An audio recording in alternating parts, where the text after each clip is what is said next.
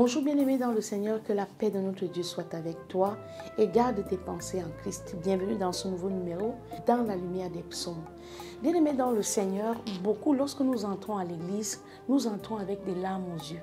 Nous entrons avec des fardeaux dans nos cœurs. Nous entrons souvent aussi parce que quelqu'un nous a invités. Mais voici ce que nous conseille le roi David. Il dit dans le psaume 100 que nous devons entrer dans la maison de l'Éternel avec des cantiques de louange. Quel que soit le problème que tu as, je ne suis pas sûr qu'il est plus grand que la mer Rouge devant le peuple d'Israël qui sort d'Égypte. Imagine-toi un peu que quelqu'un est venu te prêcher la bonne nouvelle.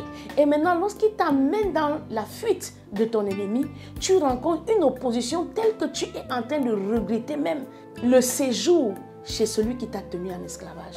Bien-aimé dans le Seigneur, la raison de louer Dieu n'a jamais été l'action des miracles.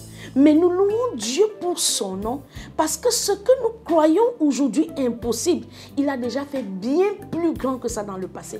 Et lui qui n'est pas un homme pour mentir, ni le fils de l'homme pour se repentir de ce qu'il a dit, bien-aimé, tu dois lui faire confiance. Quand tu entres à l'église, quel que soit ce qui t'arrive, quel que soit le décret des médecins, quels que soient les plans ou l'agenda satanique dans ta famille, bien-aimé, loue l'Éternel. Parce que tu n'es pas en train d'aller négocier ou bien en train d'aller voir s'il peut le faire. Mais ma Bible me dit de te dire ceci: Dieu est infiniment capable, abondamment et excédemment au-delà de ce que tu ne peux même imaginer. Alors la seule chose que tu peux donner à une telle force, à une telle puissance, comme nous l'avons vu dans le psaume 99, dans toute sa lumière, c'est d'entrer avec un cadeau. Et quel est donc ce cadeau-là? Le roi David te dit, ce n'est pas ton argent, ce n'est pas, bien aimé, tes terrains ni tes voitures, ce n'est pas les noms que nous donnons à nos enfants, ni le temps qu'on passe dans la prière, mais c'est la louange. C'est la seule chose que tu peux donner à Dieu, et Dieu siège au milieu de la louange de son peuple. Alors, il ne s'agit plus seulement pour Israël d'entrer dans la maison de Dieu, mais aussi de nous qui sommes sauvés par la grâce. Nous devons entrer dans les parvis saints de l'Éternel, dans sa maison avec des louanges. La sûreté de ses témoignages, sa fidélité et sa bonté sont proclamées. Ainsi est établie la montagne de la maison de l'Éternel et les nations s'y rassemblent selon la parole du prophète. Bien-aimés, nous ne sommes pas en train de découvrir Dieu. Nous allons dans la parole pour recevoir la foi parce qu'avant nous, des hommes ont été en relation avec Dieu. Tu as certainement entendu parler de Moïse. Tu as certainement entendu parler du prophète Isaïe. Évidemment et effectivement, Dieu n'est pas un mythe. Contrairement à ce que les gens disent, Dieu n'est pas un mythe. Si tu veux savoir si Dieu existe réellement, pose-toi la question de savoir, mais d'où vient le soleil qui est le même et qui a la capacité d'éclairer toutes les nations? Il n'y a pas deux soleils pour des continents différents, c'est le même soleil. De la même manière, nous avons le même soleil de justice qui est l'Éternel des armées. Ésaïe chapitre 2, versets 1 à 4, nous lisons au nom du Seigneur Jésus-Christ. Prophétie d'Ésaïe, fils d'Amoz sur Juda et Jérusalem. Il arrivera dans la suite des temps que la montagne de la maison de l'Éternel sera fondée sur le sommet des montagnes, qu'elle s'élèvera par-dessus les collines et que toutes les nations y afflueront.